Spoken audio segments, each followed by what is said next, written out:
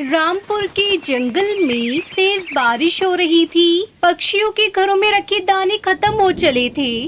मम्मा, मैं ये सूखे दाने नहीं खाऊंगा। जब से बारिश हो रही है आप सूखे दाने दे रही हो हमें खाने के लिए।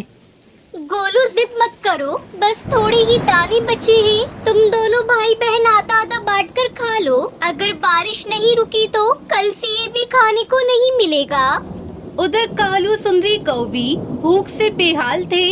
अरे कालू, ये बारिश तो रुकने का नाम ही नहीं ले रही है। मेरे पेट में चूहे दौड़ रहे हैं और तो और मुझे भूख के मारे चक्कर आ रहे हैं। अरे कालू, कहीं से भी भोजन लेकर आओ ना, नहीं तो मैं मर जाऊंगी। मर ही जाओ, तुमसे मेरा पीछा तो छूटेगा, फिर मैं दूसरी शादी करूंगा। कालू, तुमने मुझसे कुछ कहा क्या? नहीं सुंदरी, मेरे दांत बज रहे हैं, बारिश की वजह से ठंड लग रही है। वहीं टुनटुनी के दोनों बच्चों में लड़ाई हो रही थी। मम्मा देखो ना, ये सुनहरी सारा दाना खा गई और मुझे भूख लगी है। मम्मा सुनहरी, तुम बहुत शरारती हो गई हो। सारा दाना अकेले ही खा लिया। इतनी तेज बारिश में मैं कहाँ जाऊंगी भोजन लेने के लिए। गोलू, तू रो मत, मैं कालू भैया से थोड़ा भोजन मांग कर लाती हूँ। ये कहकर टुनटुनी चिड़िया भोजन लेने के लिए कालू कौवे के घर जाती है। कालू भैया, अरे ओ कालू भैया, मुझे थोड़ा भोजन दे दे, मेरे बच्चे भूखे हैं। इस बारिश में मैं कहाँ जाऊंगी, आप मेरी सहायता करें। अरे टुनटुनी चिड़िया, कहाँ से दूं तुम्हें भोजन? मेरे घर में भी भोजन खत्म हो गया है, फिर मैं तुम्हें कहाँ से दूं? हम भी भूखे बैठे हैं। अच्छा कालू भैया, ठीक है, मैं भोजन की तलाश में जा रही हूँ। बच्चों को कैसे भूखा रखूँ? आपको मेरे साथ चलना ही तो चले, हम दोनों मिलकर भोजन को तलाश करेंगे। हाँ टुनटुनी चिड़िया, खाना तो पड़ेगा ही। सुंदरी कौवी भूख से तड़प रही है, उसे भी खाना लाकर देना है। चलो, मैं तुम्हारे साथ चलता हूँ। टुनटुनी चिड़िया और कालू कौवा तेज बारिश में निकल पड़ते हैं भोजन की तलाश में। तभी टुनटुनी चिड़िया को एक पेड़ के नीचे लाल पोटली दिखाई देती है और वो वहाँ रुक जाती है। अरे कालू भैया रुकिए, वो देखें, वहाँ एक पोटली पड़ी है, जरा देखें तो सही उसमें क्या है। हाँ खोलो खोलो टुनटुनी चिड़िया, देखो तो इसके अंदर क्या है। ये सुनकर टुनटुनी चिड़िया उस पोटली को खोलकर देखती है तो उसमें बहुत सारे चावल थे। ये देखकर वो खुश हो जाती है। अरे कालू भैया, इसके अंदर तो चावल हैं। हे ऊपर वाले, तेरा लाख लाख शुक्र है। अब हम इस चावल को खाकर अपनी भूख मिटा सकते हैं। सुनो कालू भैया, हम दोनों इस चावल को आधा आधा बांट लेंगे। हाँ टुनटुनी बहन, बारिश बहुत तेज है, जल्दी से कहीं छुपने की जगह देखते हैं, नहीं तो सारा भोजन भीग जाएगा। कालू कौवे के मन में तो लालच आ जाता है। वो तो चाहता था कि किसी तरह टुनटुनी चिड़िया से वो सारा भोजन लेकर खुद ही अपने घर चला जाए और टुनटुनी चिड़िया को अकेला इस बारिश में छोड़ दे। तभी उसे एक आइडिया आता है। अरे वो देखो चिड़िया, वहाँ एक घर नजर आ रहा है, वहीं चलते हैं हम दोनों। जब तक बारिश नहीं रुकती हम वहाँ इंतजार करेंगे। ये कहकर वो दोनों उस घर के पास चले जाते हैं और देखते हैं कि उस घर में बहुत अंधेरा था। अरे बाप रे टुनटुनी, इस घर के अंदर कितना अंधेरा है। टुनटुनी चिड़िया, पहले आप अंदर जाएं, फिर मैं जाऊंगा। ठीक है कालू भैया, मैं पहले अंदर जा रही हूँ, आप मेरे पीछे पीछे आए। टुनटुनी चिड़िया जैसे उस घर के अंदर जाती है तो कालू झट से दरवाजा बंद करके चावल की पोटली लेकर वहाँ से भाग जाता है।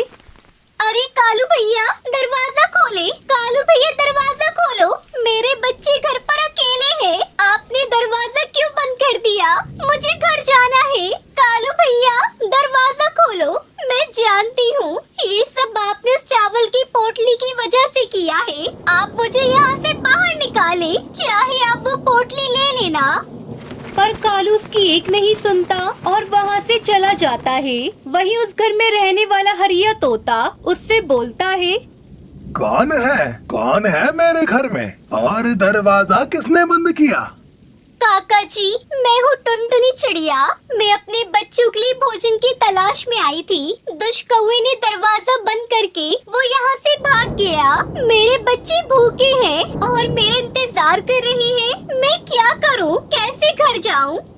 चिड़िया तुम चिंता मत करो, ये दरवाजा बाहर से बंद है, मैं भी इसे नहीं खोल सकता। लेकिन थोड़ी देर के बाद मेरा बेटा आने वाला है, वो बाहर गया है, उसी ने दरवाजा खुला छोड़ रखा था। जब तक मेरा बेटा आता है तुम ये बांस के पकौड़े खाओ। मेरे बेटे को बांस के पकौड़े बहुत ही पसंद हैं। मैं उसी के लिए ये बांस के पकौड़े बना रहा था। हरिया काका, आपकी बातें सुनकर मेरी जान में जान आ गई है। फिर टुनटुनी चिड़िया बांस के पकोड़े खाती है।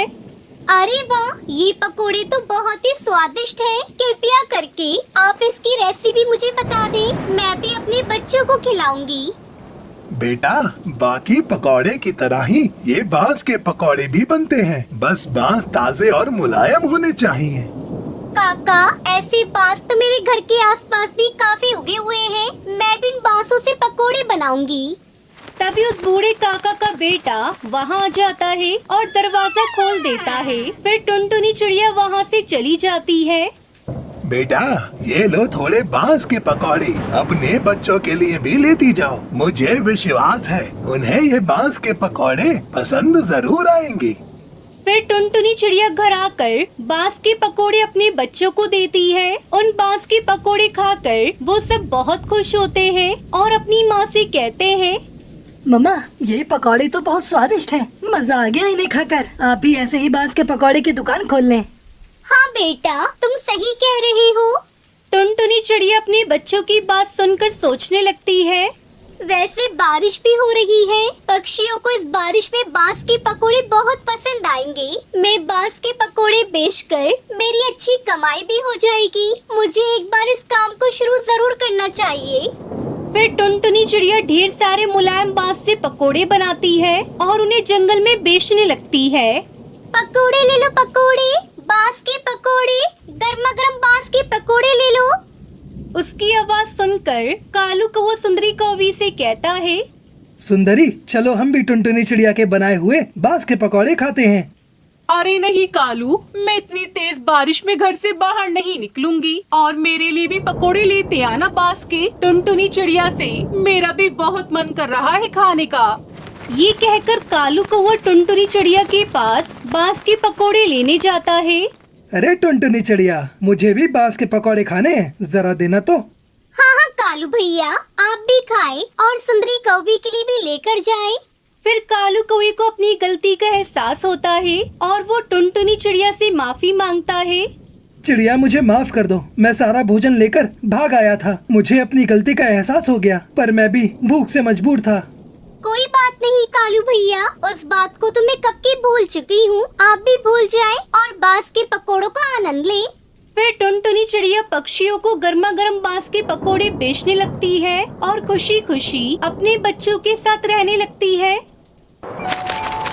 हिमालय के जंगल में टुनटुनी नाम की चिड़िया रहती थी। उसकी माँ बीमारी के चलते दोनों पैरों से अपाहिज हो चुकी थी, इसलिए वो बिस्तर में ही रहती थी, जबकि उसके पिता दिन भर शराब के नशे में चूर यहाँ वहाँ पड़ा रहता था। 2 वक्त की रोटी कमाने के लिए टुनटुनी चिड़िया कच्चे पक्के मोमोज बनाकर बेचा करती थी। मोमोज ले लो, मोमोज, गर्मा गर्म मोमोज ले लो, मोमोज ले लो ना साहब। एक प्लेट लगा दे जरा।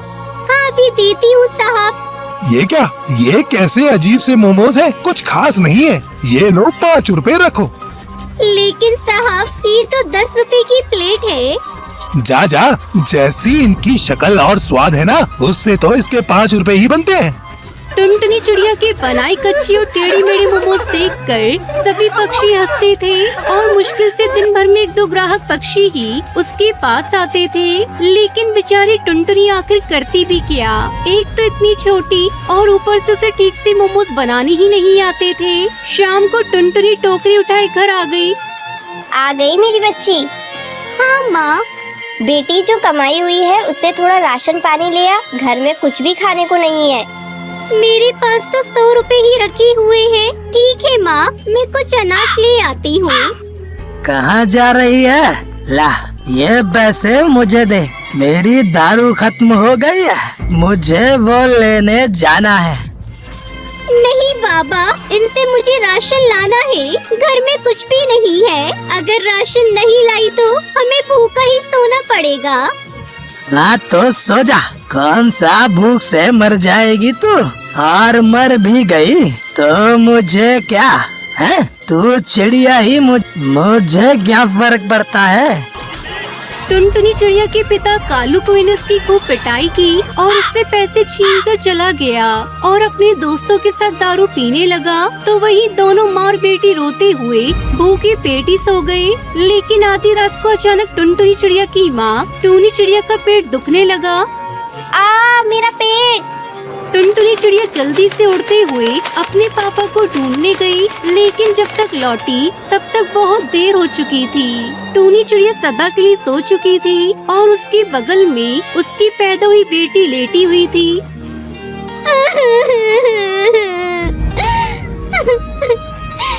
नहीं माँ, तुम मुझे छोड़कर नहीं जा सकती। टुनटुनी चिड़िया ने अपनी बहन को गोद में ले लिया। तभी नशे में धुत होकर कालू वहाँ पहुँचा। अरे टुनटुनी, मेरा बेटा आ गया इस दुनिया में, ला दे। मुझे बेटा हुआ है ना, जल्दी बता। नहीं पापा, मेरी बहन हुई है। इस कलमुही ने फिर से चिड़िया को जन्म दे दिया, इसे तो मैं बताता हूँ। कालू कौवा टूनी चिड़िया की लाश को डंडे से पीटने लगा। तभी टुनटुनी चिड़िया से रोकते हुए कहती है, नहीं पापा, मत मारो माँ को, मत मारो। वो मर चुकी है, वो हमें छोड़कर जा चुकी है। ये तो अच्छा हुआ, मुसीबत उतरी सर से। वैसे ही कम वक्त अपाहिज थी, हम पर बोझ ही थी। चल अब तू अपनी इस बहन को लेकर निकल मेरे घोंसले से। लेकिन बाबा, हम दोनों बहुत छोटे हैं, अब हम कहाँ जाएंगे? जहाँ मर्जी जाओ मेरी बला से, लेकिन मेरे घोंसले से निकलो चलो। फिर टुनटुनी चिड़िया अपनी बहन को उठाकर वहाँ से चली गई और एक पेड़ की डाल पर जाकर बैठ गई और रोने लगी। अब मैं अपनी छोटी बहन का पेट कैसे पालूंगी? मैं तो खुद ही बहुत छोटी हूँ। वो दर दर भटकते हुए भीख मांगने लगी। साहब, कुछ दे दो ना, छोटी बहन का पेट भरना है। सारा दिन भीख मांगकर टुनटुनी चिड़िया के पास कुछ पैसे इकट्ठे हो गए थे, जिससे उसने अपने लिए खाना और अपनी छोटी बहन के लिए दूध लिया और फिर एक पेड़ की डाल पर जाकर रहने लगी। तभी उसकी नजर सामने बनी दुकान पर गई, जिसमें कबूतर गोल गोल मोमोज बना रहा था। टुनटुनी चिड़िया उसकी मोमोज बनाने के तरीके को बड़ी ही गौर से देख रही थी। उसके मोमोज खरीदने के लिए काफी पक्षी खड़े थे। अरे वाह, कितनी अच्छी महक आ रही है इन मोमोज की। तभी जोरों की बारिश होने लगी। रात भर बारिश होती रही। टुनटुनी चिड़िया रात भर अपनी बहन को सीने से लगाए उस पेड़ की डाल पर बैठी रही। अगली सुबह वो पास के ही जंगल में भटक रही थी। तभी उसकी नजर एक पेड़ पर लगी छोटी छोटी प्याज पर गई। फिर उसके दिमाग में ख्याल आया, अगर मैं इन प्याज को कद्दूकस करके मोमोज में इनका मसाला भर के बेचूं तो मेरे मोमोज बहुत स्वादिष्ट हो जाएंगे। वैसे भी जब माँ प्याज की सब्जी बनाती थी तो वो कितनी स्वादिष्ट होती थी। टुनटुनी चिड़िया बिना देर किए फिर बाजार में भीख मांगने लगती है और एक हफ्ते बाद जब उसके पास कुछ पैसे इकट्ठे हो जाते हैं तो उनसे मोमोज बनाने का सामान और एक कद्दूकस खरीद कर लाती है। फिर उन प्याज के टुकड़ों को कद्दूकस करके उसका मसाला मोमोज में भरकर उन्हें मिट्टी के चूल्हे में बनाकर बेचने लगती है। ले लो, प्याज के मोमोज ले लो। प्याज के मोमोज खाकर आप पक्षियों को मजा आ जाएगा। इसके प्याज के मोमोज खाकर देखती हूँ, एक प्लेट लगाना तो। जी मैम, सब ही लीजिए। अरे वाह, ये तो बहुत स्वादिष्ट है। पल भर में ही उसके पास पक्षियों की भीड़ जमा हो गई। सबको उसके प्याज के मोमोज बहुत पसंद आए। उस दिन उसकी खूब कमाई हुई और अब वो हर रोज प्याज के मोमोज बनाकर बेचने लगी। कुछ ही दिनों में उसकी अच्छी खासी कमाई हो गई। उसने एक घोंसला ले लिया और अपनी छोटी बहन के साथ खुशी खुशी वहाँ रहने लगी।